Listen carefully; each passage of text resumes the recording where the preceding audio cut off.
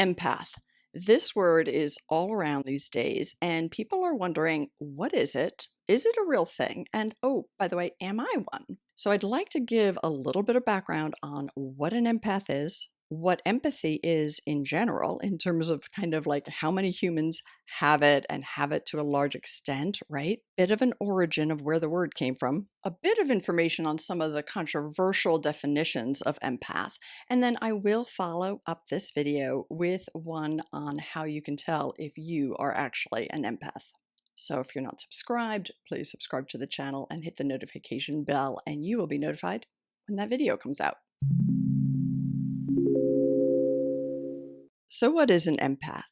The Merriam-Webster definition of an empath is someone who experiences the feelings of another, someone who experiences the emotions of another. Now, if that's the definition of an empath, then there are a lot of people who have that. And I'm going to come back to that when I start talking about what is empathy and how many of us have it, right? But that would be like saying that an empath is somebody who has empathy, or at least who has the emotional form of empathy. And yet the term empath is really used for something a little more intense than that. So the Oxford English Dictionary says that an empath is somebody who has the paranormal ability to apprehend and understand another person's emotions, to apprehend the mental and emotional state of another. Now, the word empath was first coined by a science fiction writer in 1956. So J.T. McIntosh wrote a story in which a government manipulated some supernatural beings who had extremely high levels of empathy, and it manipulated those beings to kind of do its will and oppress people. And then the term was later picked up by Star Trek and sort of became more popularized. And then in the last decade or so, it's become something where, in particular in healing circles or people who work in the helping professions who have a lot of empathy, have begun to really look into what it is like to navigate this world with high levels of empathy. So let's come back now and talk about what empathy is and who has it. All right. So I'm going to quote a definition of empathy from a pretty advanced research article, and then I'm going to break it down for you. Okay. So the article is on the empathetic brain and its dysfunction in certain psychiatric populations, because empathy is actually a very natural human trait, emotion, ability. In fact, the vast majority of humans do have empathy, although it does exist on a spectrum, right? But when there is a dysfunction in empathy, it actually can cause some issues. But backing up here, we're just going to give you the definition. So, empathy is a broad concept that refers to the cognitive and emotional reactions of an individual to the observed experiences of another. Okay?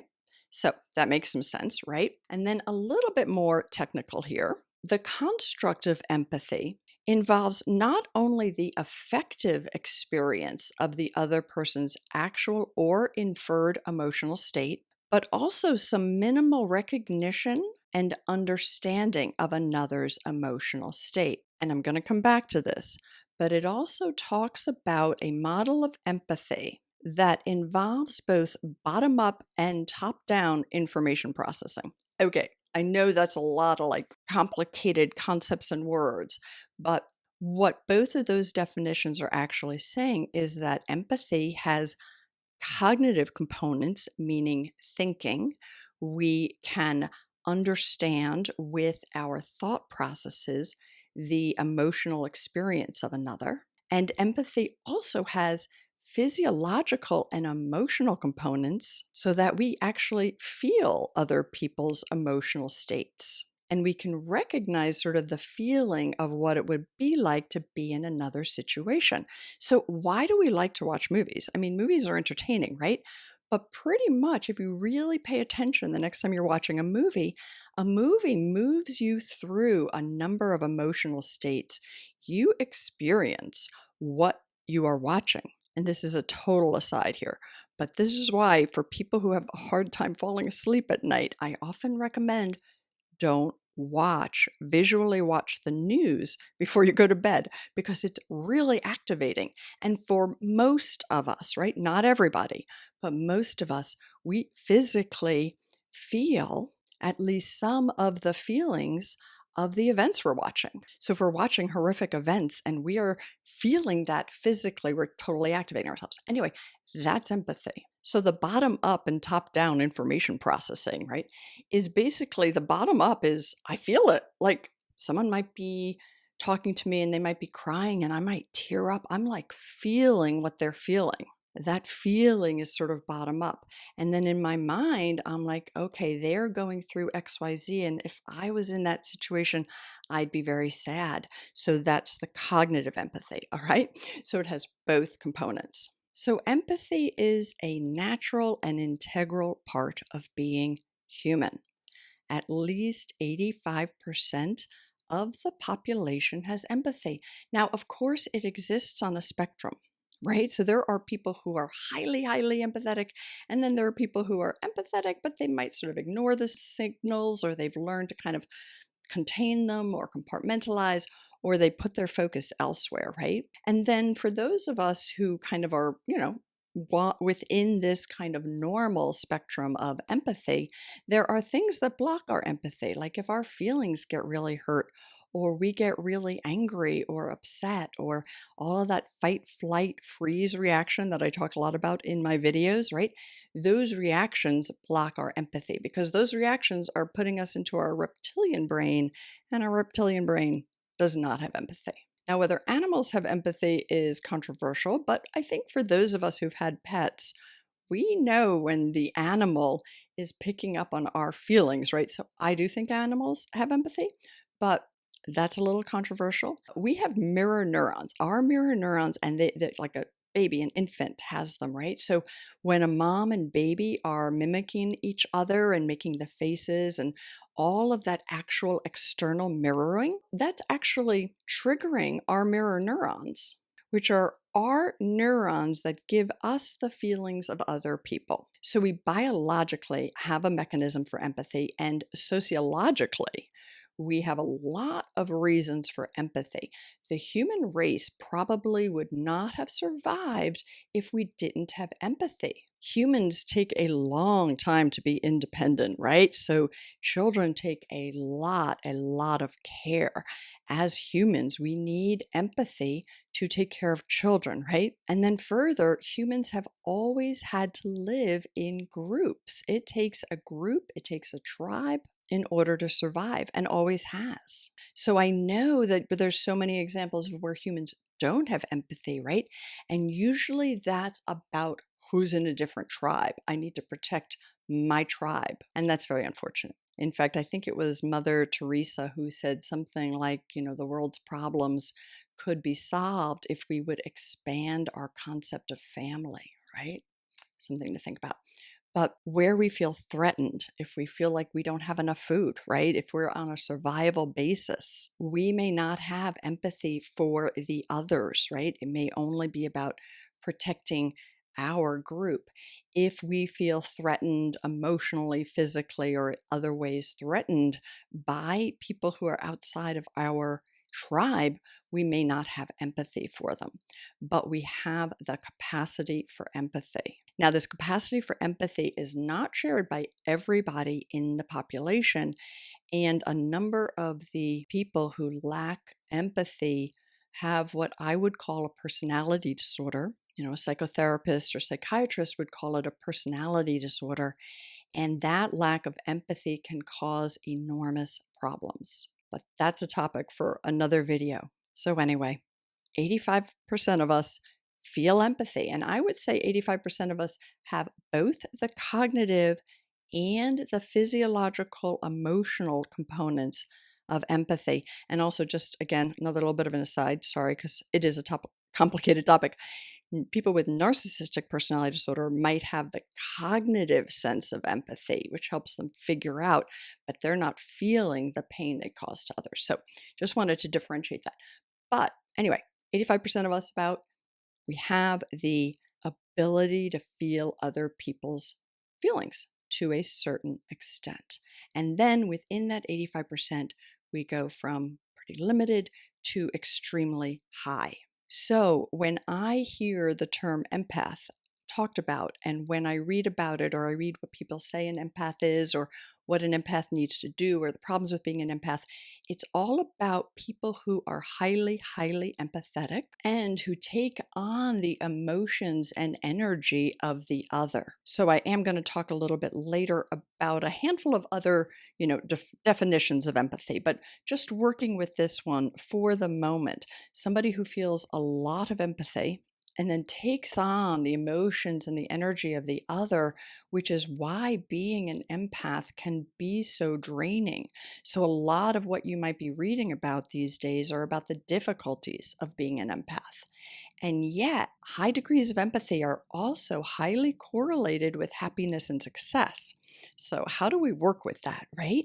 Well, the ability to learn to boundary yourself in such a way that you can feel the physiological elements of empathy, but know that it's not your own emotion. You can emotionally boundary yourself so that you are not taking on the emotion and the energy, which doesn't mean you may not feel it, but you know it is, you begin to separate more. So that's where it becomes manageable. In fact, when you're in training to be a therapist, most therapists are highly empathetic.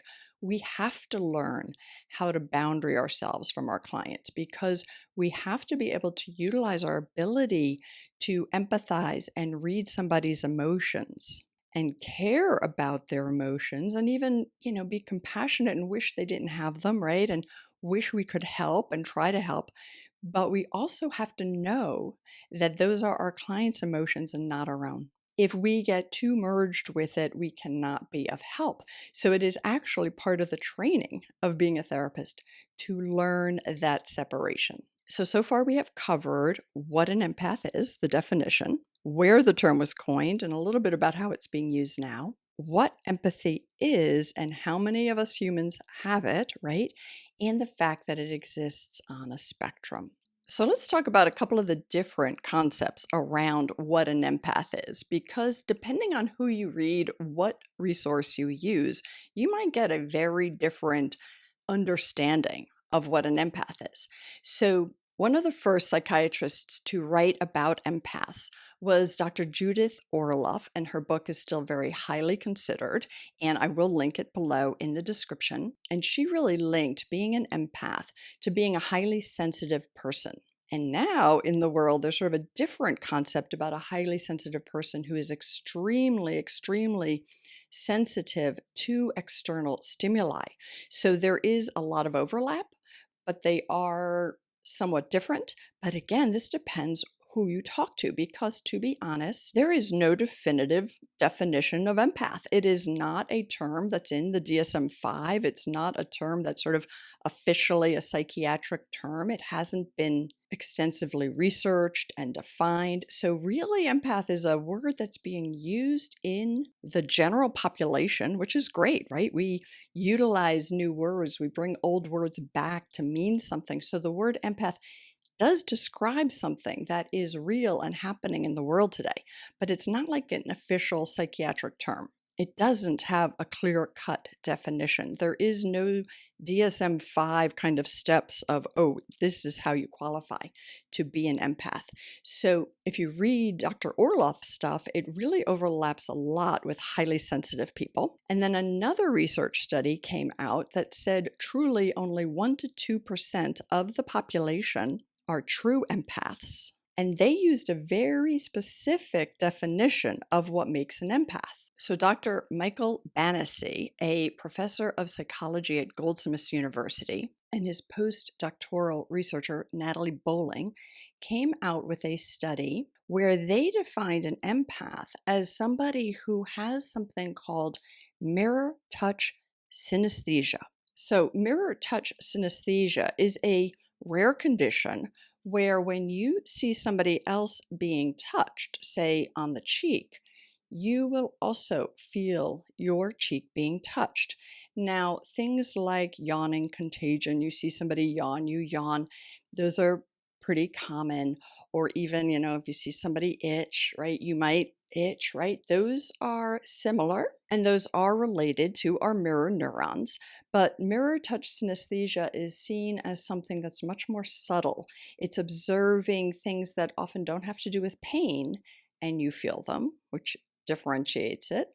And it is generally more of a subtle action that you're observing and you still feel it. So, the first reported case of mirror touch synesthesia was in 2004. And there have been a couple of theories to explain it, some of which connect to what I said earlier about beginning to distinguish self from other.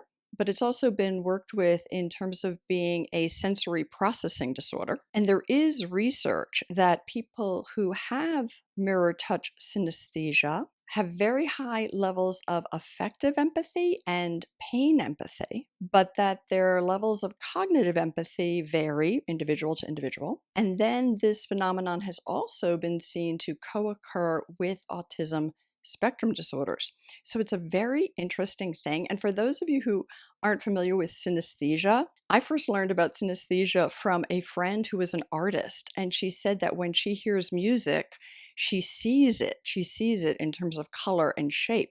And I thought that was really, really cool. But anyway, I looked it up at that point, and synesthesia is when areas of our brain that generally relate to one sense are triggered by another sense. So synesthesia exists in a lot of different ways. It's actually pretty cool. But I don't actually know why the two researchers who said that now they decided that only 1 to 2% of the population are empaths or are super empaths, I don't know why they picked mirror touch synesthesia on its own as the only criteria that determines that.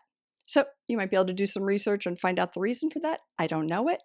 But again, I would apply the word empath more broadly. And it's kind of interesting because if you Google this, you will see that when this research came out about the only 1 to 2% of the population are true empaths. Can you hear my cat in the background? There she is. She doesn't always visit me when I'm recording, but once in a while she does. And maybe she's hungry. There's my empathy going for her. Okay, where was I? Oh, so when they came out with their research, it was picked up by so many newspapers, and basically it was stated as if this is a fact. Only 1 to 2% of the population are super empaths, and the definition is mirror touch synesthesia. So there you have it. Anyway, do stay tuned for another video I'm going to put out on some signs that would indicate you are an empath or a very, very highly empathetic person, and why that can be a little bit of a problem and what you can do about it. And coming up, I'm planning a bunch of different videos on being an empath and boundaries, having boundaries with the people in your lives who have personality disorders and don't have empathy, what that's like. A large percentage of our relational problems can be with those people who lack empathy. Often that's what sort of falls into that toxic category. So anyway, I'm doing a whole series of videos on this topic. So if it's of interest to you, make sure you're subscribed so you will be notified when a new video comes out. Boundaries can be very challenging for people with huge amounts of empathy, and they also can be manipulated by those who don't have the empathy, right? And I do have a personality quiz on boundaries, so a boundary personality quiz. So I'll put that link below, but it really helps to identify what some of the negative core beliefs and even the positive core belief might be that are driving some of your boundary issues or some of your compulsion to overcare or caretake or enable, right? To sort of do too much, right? Okay, so I'll link a few more videos here for you to check out that might be of interest. If you did like this video, please do give it a like. That's a big help. And subscribe to the channel if you're not subscribed. And definitely, definitely let me know what you think of this video and any questions you might have. All right, take care.